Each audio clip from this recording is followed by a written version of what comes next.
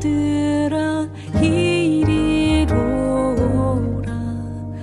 주 예수 앞에 오라.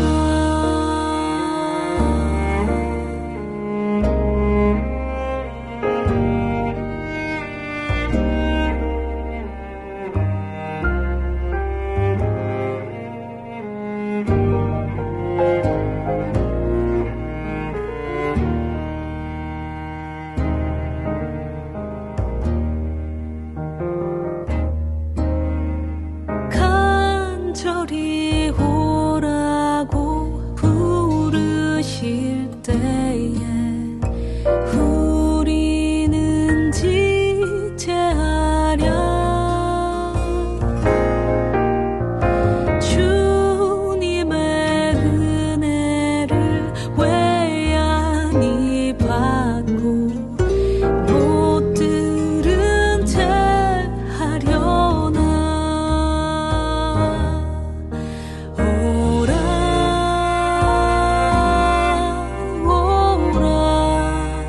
오라 방황치 말고 오라. 죄 있는 자들아 이리로 오라. 주 예수 앞에 오라. 오라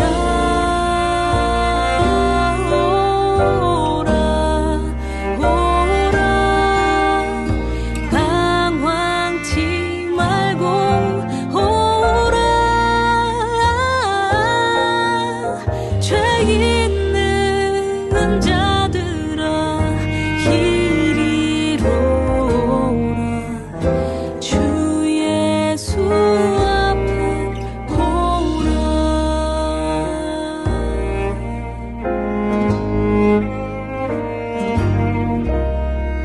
주 예수 앞에 오라.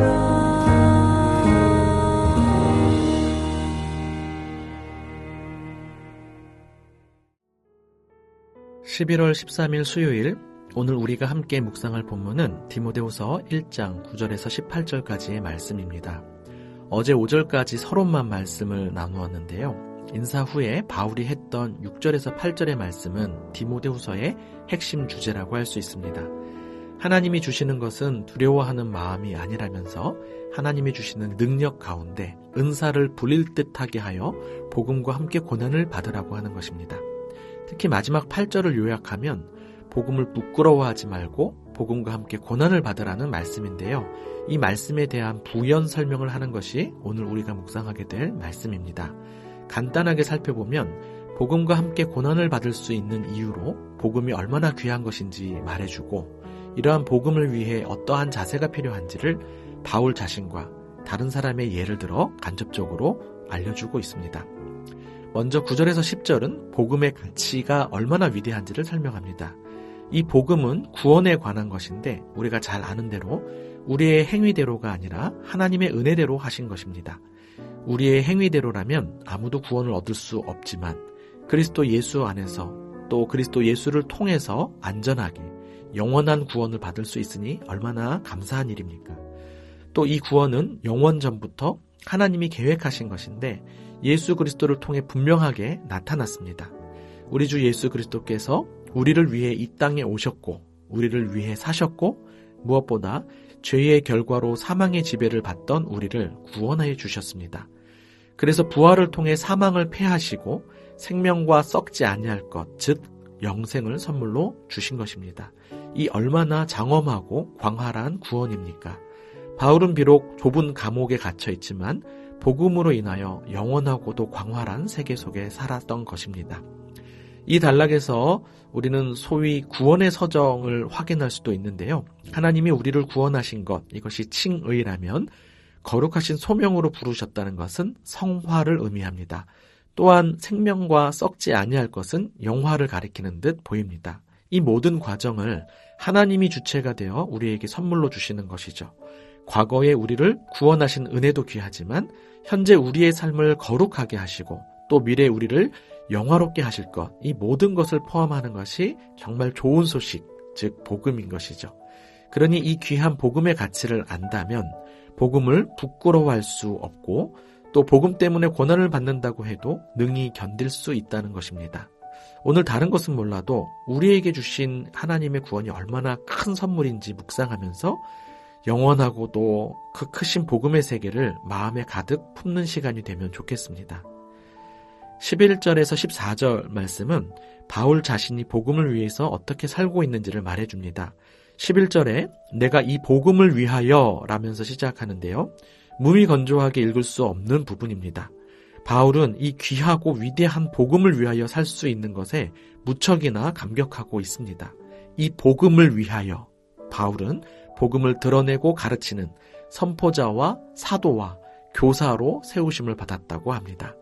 그리고 이 복음 때문에 고난받는 것이 전혀 부끄럽지 않다는 이유로 두 가지를 제시하는데요. 첫째는 자신이 믿는 자, 즉 예수 그리스도를 알기 때문이라고 합니다. 여기서 알다라는 것은 단순히 정보적 지식의 차원이 아니죠. 인격적인 알므로써 예수 그리스도가 어떤 분인지 알기에 그분을 신뢰한다는 것입니다.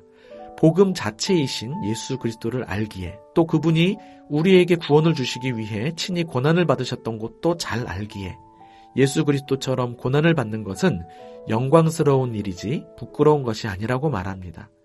두 번째 이유는 그분이 내가 의탁한 것을 그날까지 지켜주실 줄 확신한다고 하는 것인데요.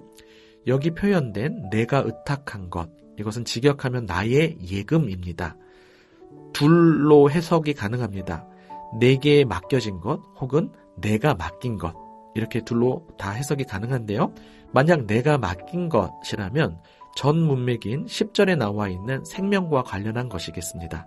그렇다면 죽음을 앞두고 있는 바울이 자신의 생명이 썩지 않고 영원할 것이라 믿는다는 고백일 수 있겠죠. 혹은 내게 맡겨진 것으로 해석한다면 후 문맥과 관련하여서 복음으로 해석할 수 있습니다. 그렇다면 바울은 이 복음이 예수 그리스도의 능력과 은혜 가운데 끝까지 지켜질 것을 믿고 있다는 고백입니다. 어떤 해석이든 간에 이 귀한 생명의 복음을 주님이 지켜주실 것이니 디모데에게도 이 복음을 지키라고 권면하는 것입니다. 13절과 14절에 지키라라는 말씀이 나오는데요. 13절에는 복음을 잘 소유하고 있으라라는 의미이고 14절에서는 잘 보호하라는 의미입니다. 큰 차이는 없을 수 있지만 아마도 13절에서는 자신의 삶과 관련하고 14절에서는 다음 세대를 향한 복음 사역과 관련하는 것 같습니다. 먼저 13절을 보면 믿음과 사랑으로 바울이 말한 바른 말을 본받아야 지킬 수 있다고 알려줍니다. 복음대로 사는 것이 곧 복음을 소유하는 것이고 또 복음을 붙들 때 복음대로 살 수 있다는 것입니다. 14절에서는 성령으로 말미암아 내게 부탁한 아름다운 것을 지키라고 합니다. 부탁했다는 것은 복음 사역과 관련할 것입니다. 내부적으로는 거짓 교훈으로부터 지켜야 하고 외적으로는 박해 가운데서 지켜야 하는데 우리 힘으로 되는 것이 아니기에 성령을 의지해야 한다고 알려주는 것이죠. 한편으로는 주님과 성령이 복음을 지키실 것이고 또 한편으로는 디모데가 삶을 통해 지켜야 한다고 합니다. 복음으로 인해 고난이 온다 할지라도 바울처럼 끝까지 복음을 지키라는 당부이죠. 마지막으로 바울은 다른 여러 사람들의 예시를 들어서 디모데에게 간접적으로 또 권면합니다. 15절에 보면 아시아에 있는 모든 사람이 자신을 버린 일을 디모데가 안다고 하는데요. 아마도 바울이 감옥에 잡혀갈 때 사람들이 거리를 두었던 것을 생각했던 것 같습니다. 그리고 16절에는 또 다른 한 사람 오네시보로를 언급하면서 그가 그 멀리 에베소에서부터 로마 감옥까지 자주 찾아와 격려했다는 사실을 알려줍니다.